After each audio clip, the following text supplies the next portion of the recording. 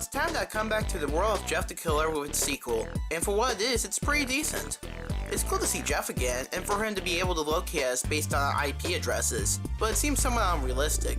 I mean, as batshit crazy as Jeff is, I don't think he would take the time to get our IP addresses from looking at our photos so he could find and kill us. It's never been established that Jeff was a computer genius, so this kinda comes out of nowhere. Overall, it had some decent plot points, and it was fun to read on that Joker ripoff again.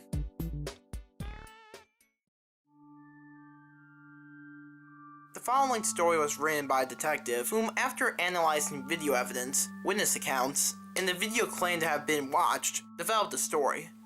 This is that story. It was late at night on a typical Tuesday evening. I was surfing the internet as I had 2 large coffees from my local coffee shop earlier that day and was unable to sleep. After watching pointless YouTube video after YouTube video, I came across a strange title in the related videos bar. None of the characters were of the English language. However, the shapes of the characters seemed to resemble words, although I couldn't quite decipher them. Curious, I clicked on the video. I suddenly began to hear various creaks and groans coming from my house. I rolled around and grabbed a nearby baseball bat, ready for a fatal battle. To my surprise, there were no intruders in the house, nor any signs of forced entry. All of the doors were also locked. Figuring I was just going crazy, I shrugged my shoulders and lazily walked back to my room.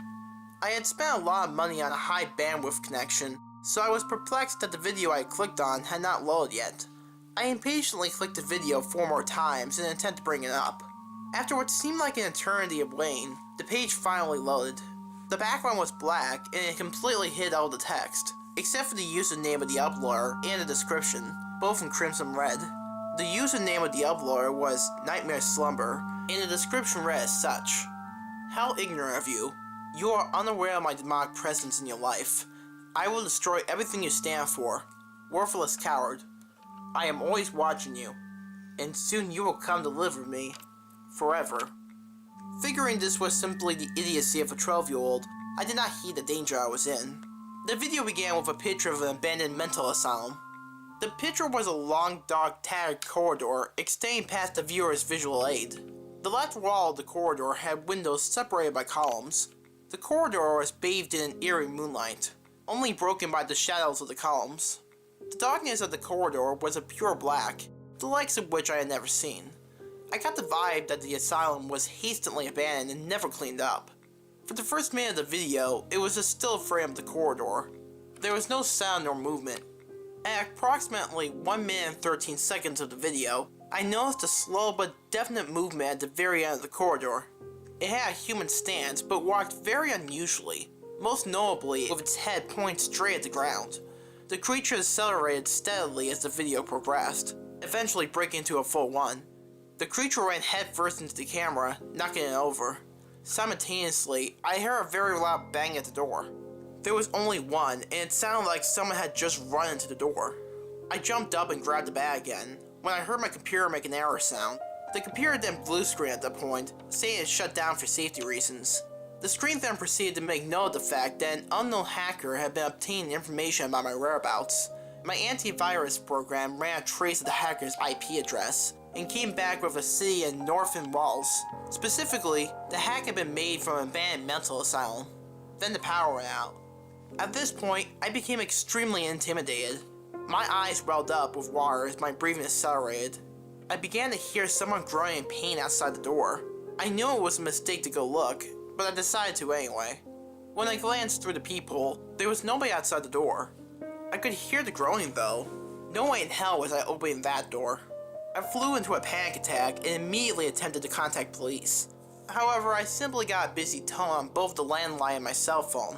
I ran back up to my computer to see if I could hook it up to a generator to ask for help that way, when I noticed that the computer screen was still on. In giant red text upon a black screen, it read "Go to sleep." A piercing scream then rang out. It sounded like someone was dying. I raced to the kitchen and drew 2 knives out of a drawer. This was real. This was actually happening. The screams got louder and more desperate. Under the screams, I began to hear a faint but distant hysterical laughter. I ran about the house trying to figure out what was going on. I then heard sobbing coming from a closet near my computer room. I should have said something before opening the door, but I didn't have the common sense to do so. I whipped the door open to see a young girl, dead and bloody, crumpled in a heap in my closet. She was entirely naked and coated completely in blood. The wall suddenly was illuminated with a red light. I noticed that something was written in blood on the wall. You should have heeded the warning. Time to go to sleep. I whirled around and saw the figure in the video, head down and everything. I froze in fear. With one sudden movement, almost as if I was watching a video that had skipped a few frames, the figure twisted its head and looked at me. Then everything went black.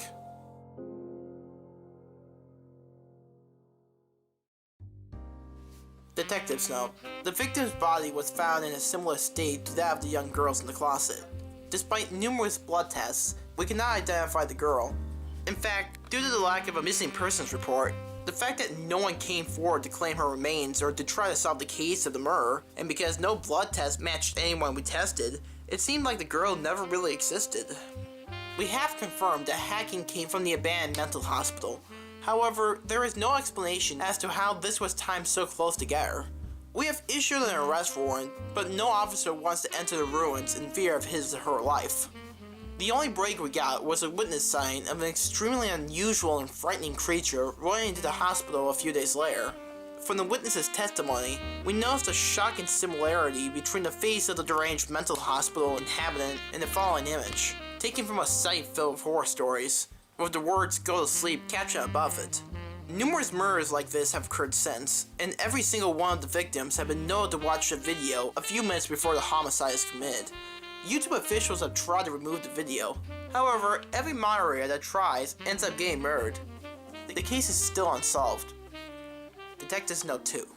After further researching the case, a few discoveries have been made. First, while I have been unable to find the source of the video, last-minute accounts of the killer's victims have proven enough descriptive evidence to point to the image used as the background for the video. Although this is a JPEG image, and thus by nature is a still image, rumor has it that if you stare into the picture long enough, the image begins to twist and contort. Continue staring, and you can see a creature beginning to run towards the camera. No one has watched the image long enough to see the creature come close, but enough visual evidence is there to assume that it is the same person seeing the video. The image can be found below. View at your own risk, for your life may be at stake. In addition, I have been searching for more information regarding the killer. To my horror, I have found a set of stories online regarding one Jeff the Killer. The stories dictate a serial killer who develops his psychopathic tendencies at the onset of his teenage years, eventually killing everybody in his immediate family. The most shocking aspect of the story is that Jeff killed his victims in the same brutal way as seen with the Denbigh Asylum killer, even going to the extent of both killers communicating "go to sleep" before murdering the victims. The most frightening aspect, however, is that the image provided for Jeff the Killer is the exact same image as the image provided by the witnesses for the Denbigh Asylum killer, leading investigations to believe that they are in fact the same person. For further reading, simply search Jeff the Killer online and read at your own risk. The most terrifying fact of all, though, lies in my personal experience. After writing this report, I heard strange sounds throughout my home. Figuring it was nothing, I continued doing research on Jeff. The banging noises got louder and louder. I searched outside, thinking maybe a bird was injured. As I stepped to my door, however, I noticed movement in the window. I immediately attempted to phone police, but got a busy signal. Concerned, I put the phone down and looked towards the door, only to see Jeff directly staring at me with those cold dead eyes and that horrific disfigured face. His smile was the most eerie thing I had ever seen. I immediately pulled out my gun and began shooting. Jeff took out into the night. I know I am in danger, so I have set up constant surveillance around my home to protect myself. I still see bright flashes of light and began hearing noises around my home, along with the rare but still horrifying laughter of which only a true psychotic serial killer can provide. I don't know how much longer it will be until we can catch him, but if he keeps making these mistakes, then we'll have a solid identity in an airtight case.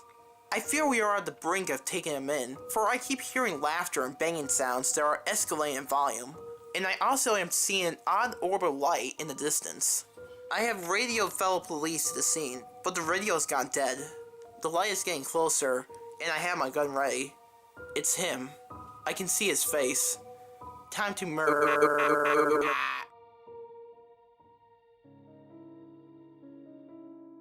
Hello everyone, my name is Jeff. I don't like that this story was being published, but oh well. It's not like any of you could catch a demon of my caliber.